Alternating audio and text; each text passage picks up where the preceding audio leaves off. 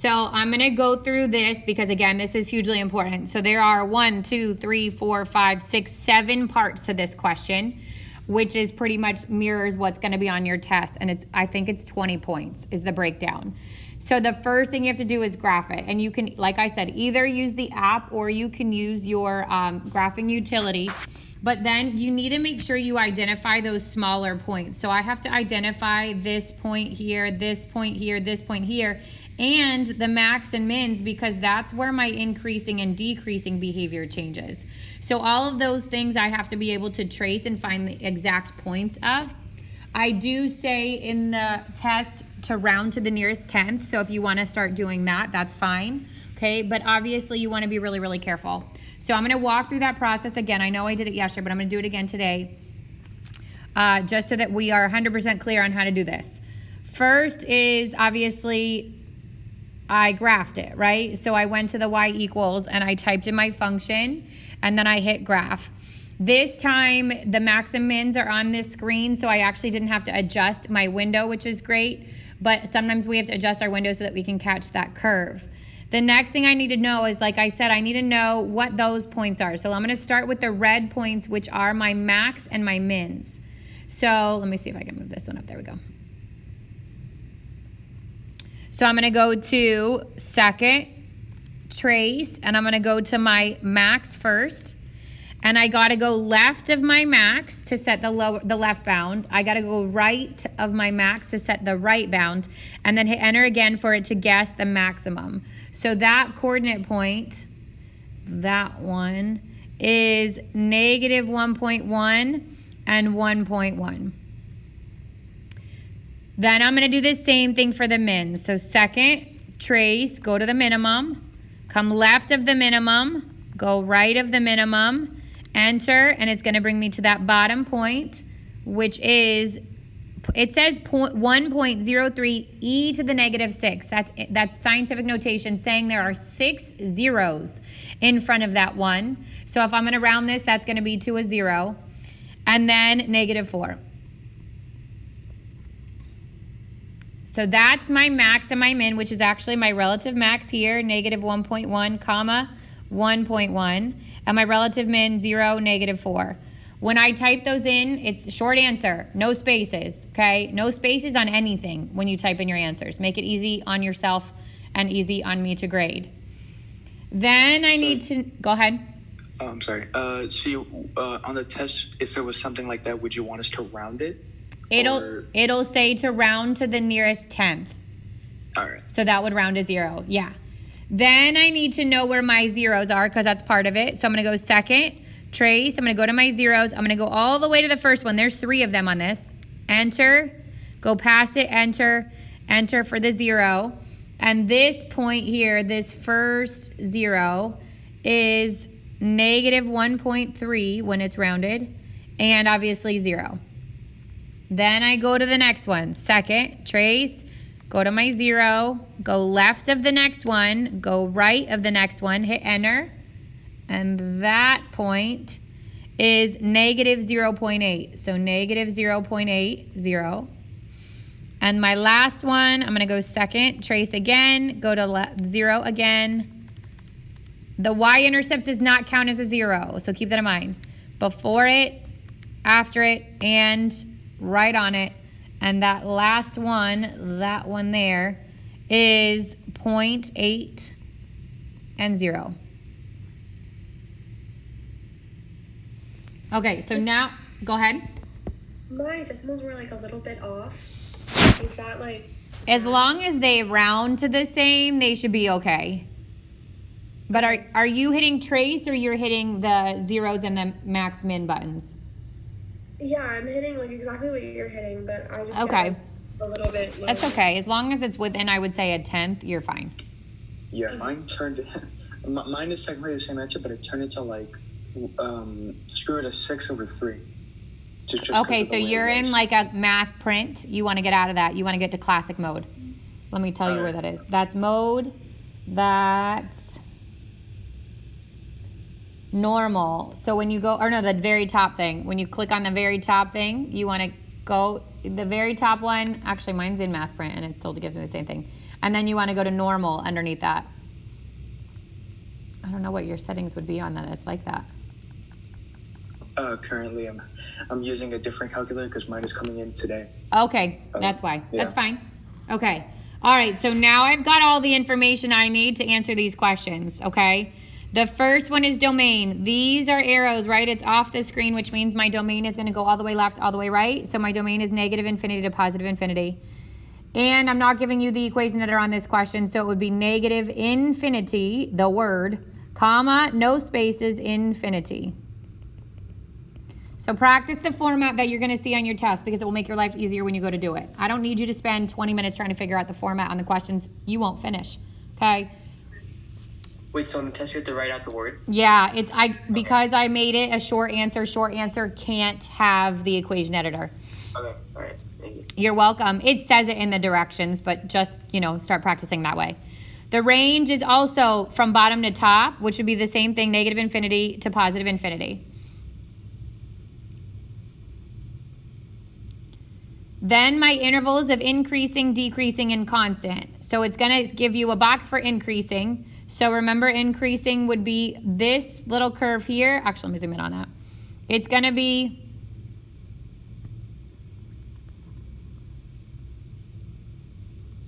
this curve here would be increasing, and so would this curve here.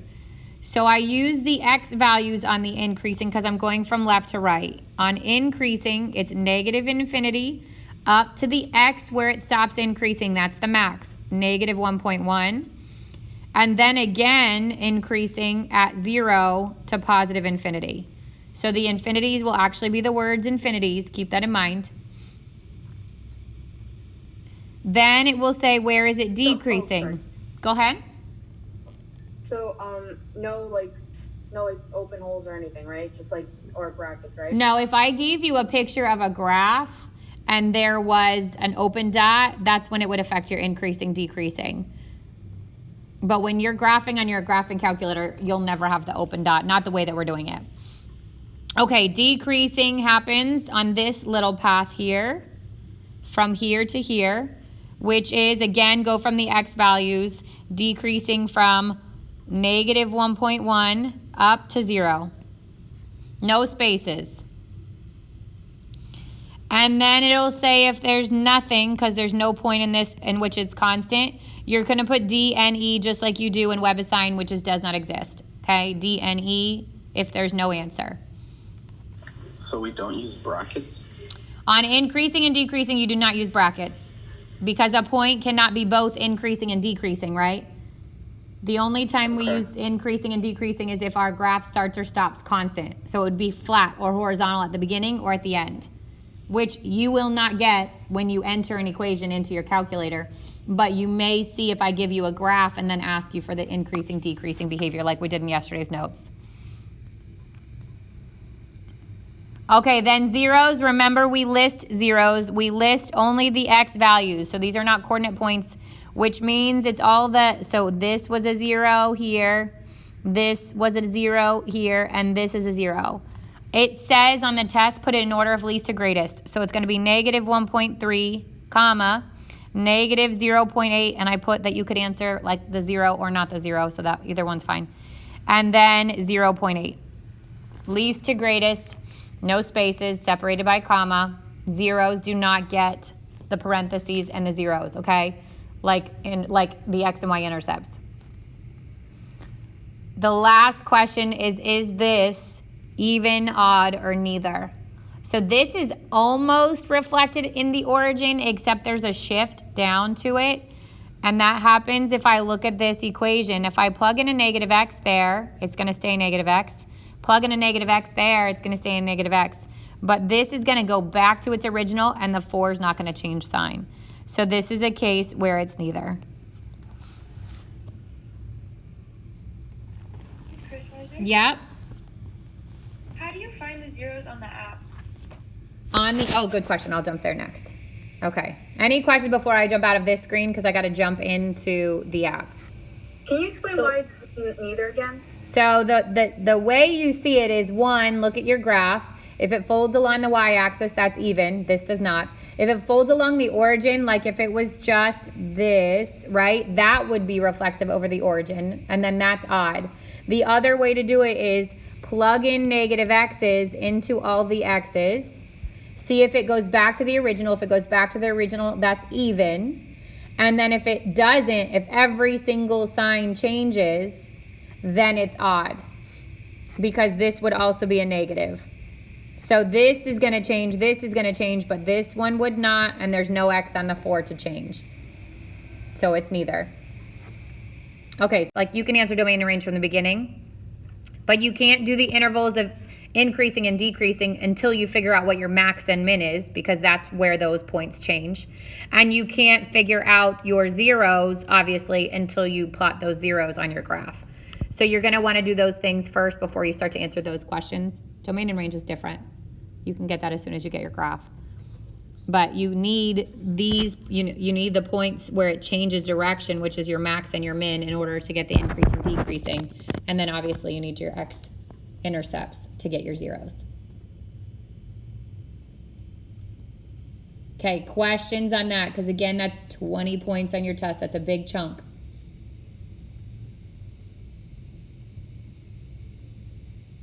My advice is, if you have extra time, graph them both places, on your graphing, on your handheld and also on your app. But please, please, please watch your time. I'm telling you right now that there are more questions on this, obviously, than there were on your quiz, right? And you only get another 20 minutes. So there's 15 questions on your test, one of which is this, which has 7 parts. So you've got to watch your time. You will not have time to go digging through notes, checking other resources. You'll run out of time. So you need to go all the way through your test, and if you get stuck, skip it, continue, and then go back to it. Think that your difference quotient question is going to take a little bit of time. This question is going to take a little bit of time, okay? So you really got to watch your time management. That's next Thursday, and you really need to be on time and ready to go next Thursday. I will get on about 5 minutes early so that we can start, I can start approving everybody's setup, but that's definitely something you want to consider for next Thursday, because that's when your test is.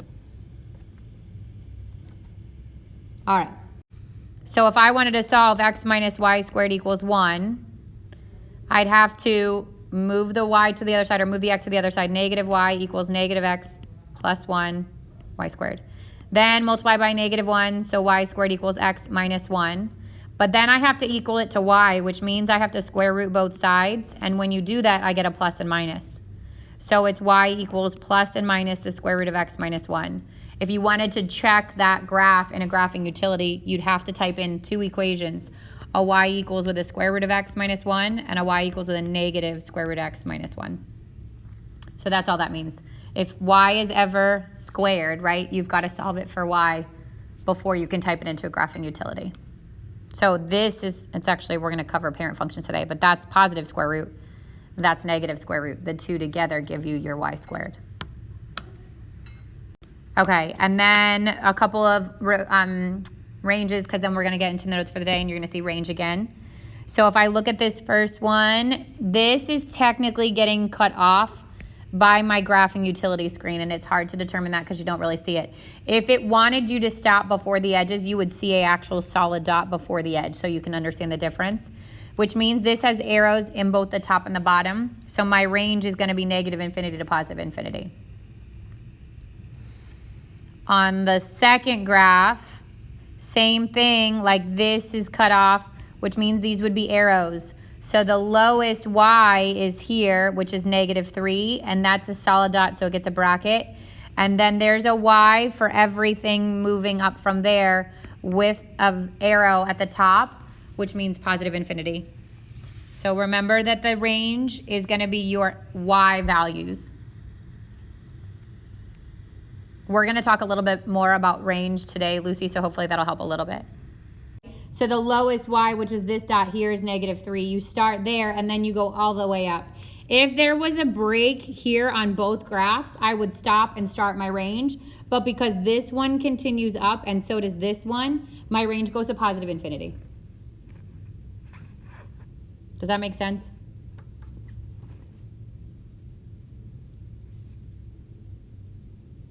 Okay, I hope you said yes. All right, we're gonna go to we are going to start 1-4. okay? There's like 13 slides to this sucker. And then 1.5 is kind of long too, so we're gonna piece them together over the next 3 days. The good news is that 1.4, this should definitely be reviewed. This is graphing using translation, so shifting up, down, right, left, stretching, shrinking, okay? That's what these are. These graphs are not 100% accurate. They are approximations of your graphs. So when I say, and I think there's 2 questions on your test from this section. When I say graph using transformations, you can use an approximation. So there should be at least 1 accurate point, and that's like your vertex or the initial point if it's a square root. But the rest of them are a total approximation. All right, so we start with some of these common graphs are also called our parent functions. We start as basic as the constant function, which is your horizontal line. These are all functions, right? So they're all gonna say f of x. That's the same thing as y. So this graph would be y equals, well, actually that's like a 1 3/4. But it's a constant line. So this has a y or an f of x and no x. Every graph you should be able to think about what's the domain and range on this graph. So the domain on this graph goes left to right, which is negative infinity to positive infinity. The range is only one value of y, so it's whatever the c is. In this case, it would be 1 3/4. And think about your increasing and decreasing behavior. So it's good to just practice that stuff. This would be constant the entire way. So constant, it would actually look like this. Constant from, oh, no, it's right there. From negative infinity to positive infinity, just like that.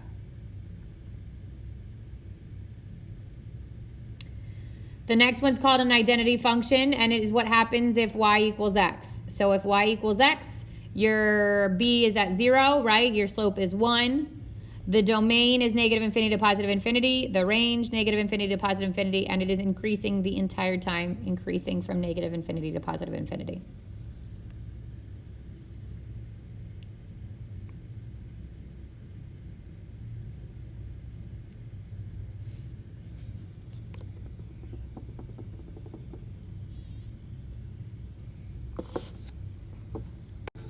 All right, then we get into some more common, again, these are also referred to as parent functions.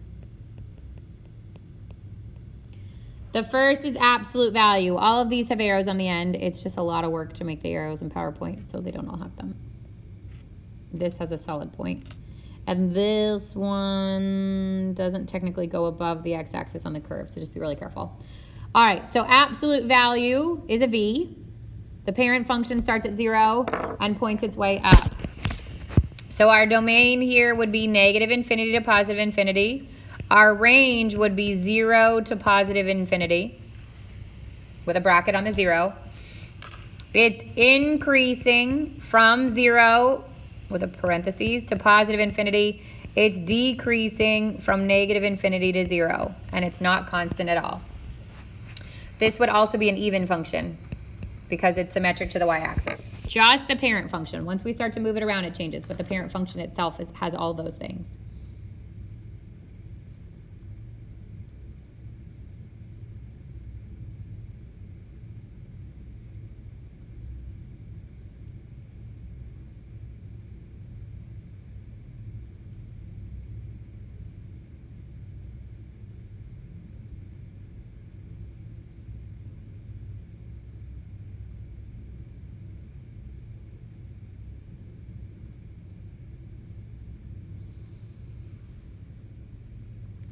All right, then you've got your square root function, which starts at 0, 0, and then points up and to the right. So this domain would be 0 to positive infinity. The range also 0 to positive infinity. It is only increasing from 0 to positive infinity. There's no decreasing there. And then this one would be neither. It's not even, it's not odd. So it's neither.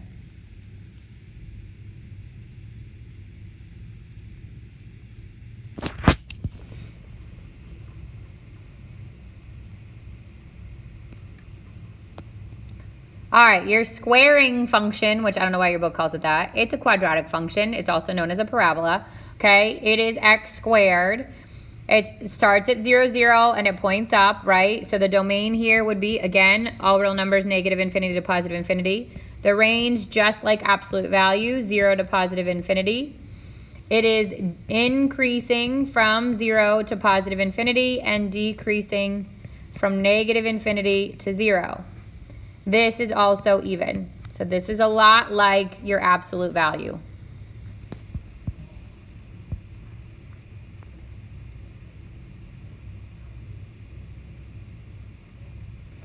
And the cubing function, or the cubic function, is f of x equals x to the third. It has a point at 0, 0. The top of the right part goes up just like your regular parabola. The left part flips down as though you reverse the direction of the left side of your parabola. Its domain is negative infinity to positive infinity. Its range is negative infinity to positive infinity. It is increasing the entire way, negative infinity to positive infinity. It does not decrease. It is not constant. And this one is odd. It's symmetric to the origin. If I plug in a negative x and a negative y, everything changes.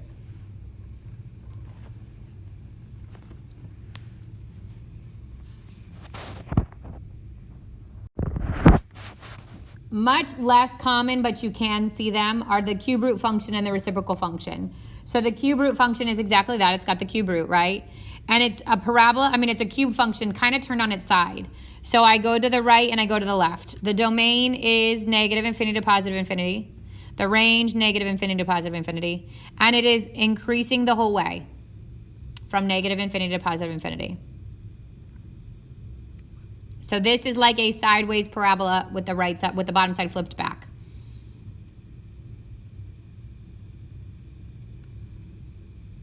And this would be odd. It's reflexive to the origin.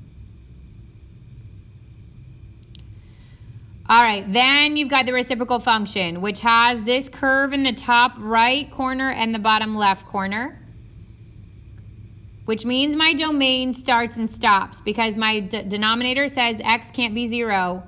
So my domain goes from negative infinity to 0, parentheses on the 0 because I can't include it, union 0 to positive infinity. Range is the same. Bottom to top stops where y is 0. So it also be negative infinity to 0, union 0 to positive infinity. This curve is decreasing. So it's decreasing from negative infinity to 0. This curve is also decreasing. So from 0 to positive infinity. And this is an odd function. Again, if I plugged in a negative x, it's going to give me a negative. It's going to flip the sign. Why does the range and domain go till 0? Because there's actually an asymptote here. I don't know if you remember this, but there's an asymptote here, right? If you just think about the algebraic test for domain, think about that this can equal 0, which means it would have been negative infinity to 0, union 0 to positive infinity. Then the range, because the numerator can never be 0, my y will never be 0. It stops there. There's an asymptote.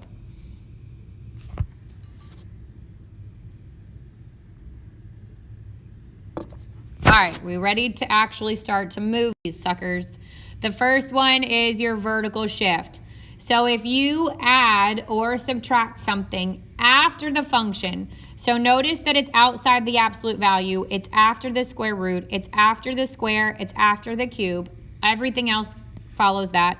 It would be after the cube root, it would be after the reciprocal function. If that's the case and you add, you move up. If you subtract, it moves down. So if I have a plus 1 at the end, I'm taking my entire graph, I'm shifting it up 1. If I have a minus 2 at the end, I'm taking my entire graph and I'm shifting it down. So this would be if it was a cube root minus a number, or 1 over x minus a number. Shifts it up if it's positive, down if it's negative.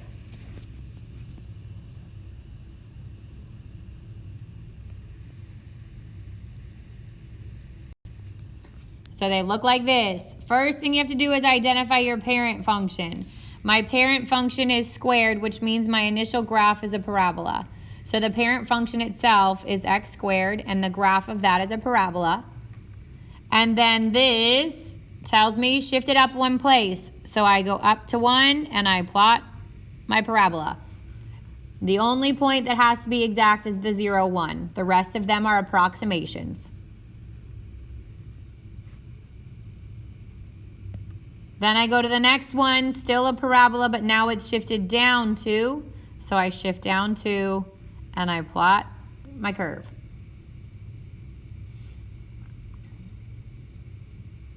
If it was a square root, I'd start with the square root. If it was absolute value, I'd start with the absolute value.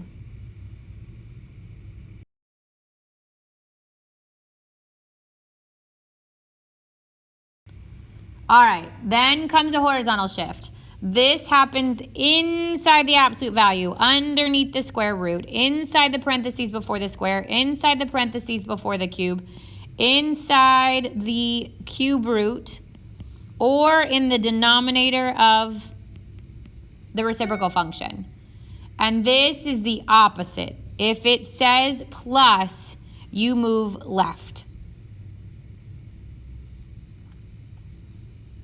If it says minus, you move right. And again, this would be if it was underneath the cube root or in the denominator.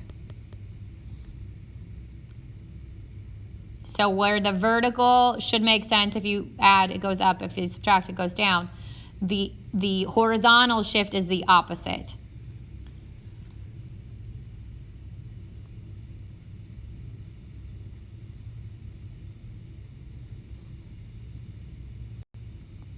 All right, so again, we're messing with the same initial parent function. It's a square, so this is starting as a parabola.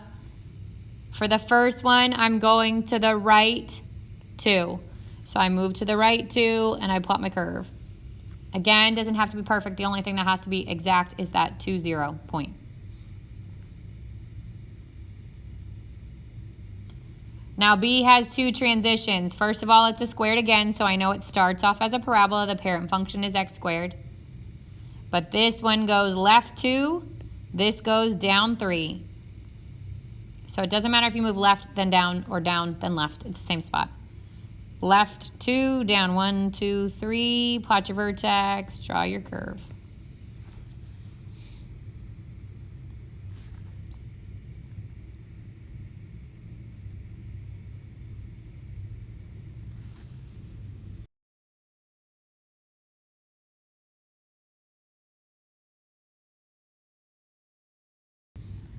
All right, then you've got the reflection. So the reflection is on the front or inside. If the reflection's on the front of your curve, then it flips it across the x-axis or it flips it upside down. So this would be an upside down parabola. This would be an upside down V. This would be a cubic function. Oh, that's really rough. Would be a cubic function where the left side goes up and the right side goes down.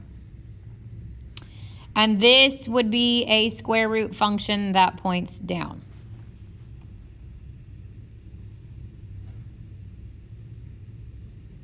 Now here's where it gets a little trickier. If the negative is inside the function, it flips across the y-axis.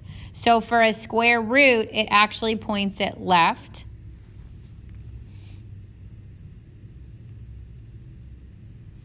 If it was, let's say, an absolute value, there's 2 ways to look at it. One, plot your initial one, which would be left 1, like that, and then flip it over the y-axis, so it would end up over here, and the actual yellow would be your answer. The other way to look at it is if there's a negative underneath, this tells you to change the direction you would normally go on the horizontal. So because that normal horizontal is plus, and that means go left, this negative says, never mind, switch it, go right. So that happens with your square root. I mean, sorry, not your square root. Yes, it happens with your square root, even if you have it that way, but your square root also points left. It happens with your parabola. It happens with your v. It happens with your cubic function, okay? It changes the horizontal.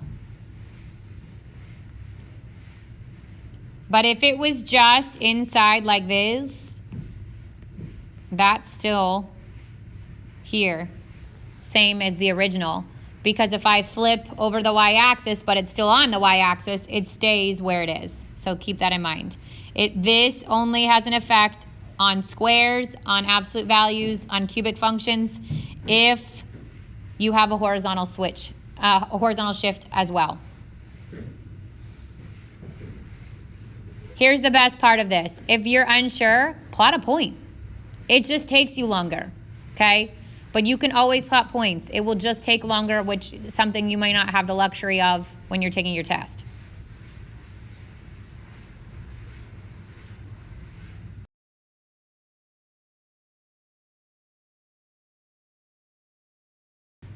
All right, so here's an example with those.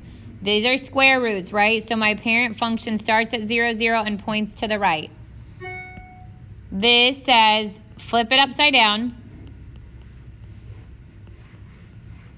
This says shift left 1. So I shift it to the left 1 and I point my curve down.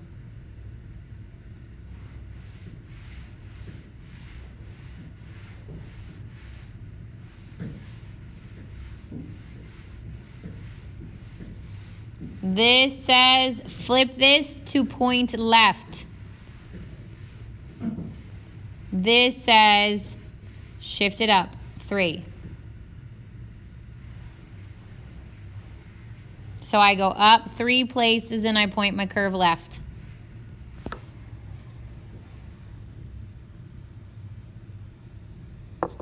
So let's talk about domain and range on these, okay, while we're on it.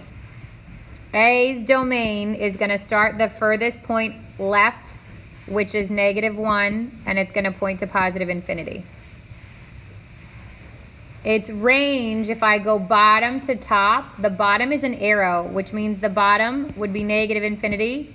The highest point is the y here, which is 0. And that would be decreasing. There's no increasing. It would be decreasing from -1 to positive infinity.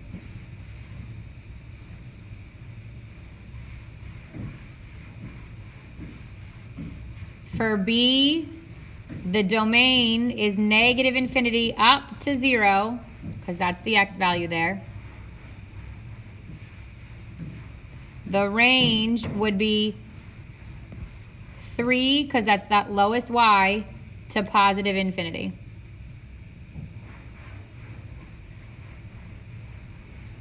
And this is also decreasing from negative infinity to 0. Oops, not a bracket, parentheses.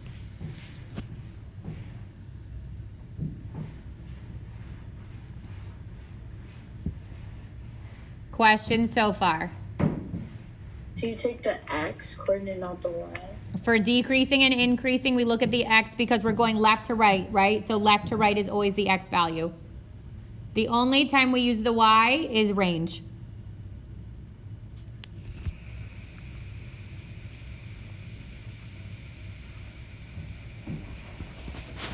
Everybody good? Okay, we're gonna hold off on the non-grid. We're gonna stop here. Okay, if you remember non-grid, this makes it like wide, stretched, shrunk, that kind of thing. We will pick up there tomorrow, and then remember we're gonna start 1-5. So your homework, let me publish it, is on WebAssign and on Canvas for 1-4. It is not due until Friday, but let me give you some strong advice, and that is do not wait till tomorrow to do it, or it's gonna feel like a lot. Actually, that's a lie. It's not on WebAssign. This one I gave you the PDF because you need to learn how to graph all these by hand. So each question, let me double check, I'm not losing my mind. Yes, and I'm getting old, but I didn't think so.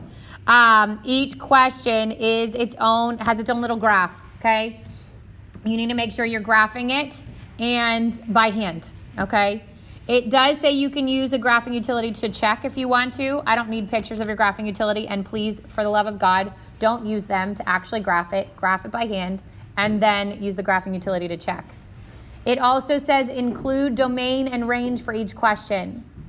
So some of them, there's like not a whole lot of overall questions, but they do have 3 parts to it because it's one parent function that's shifted all around. So just make sure you start that tonight. Anything that has a number on the front, so let's see, number 14, part of 16, so B and C on 16. Let's see what else.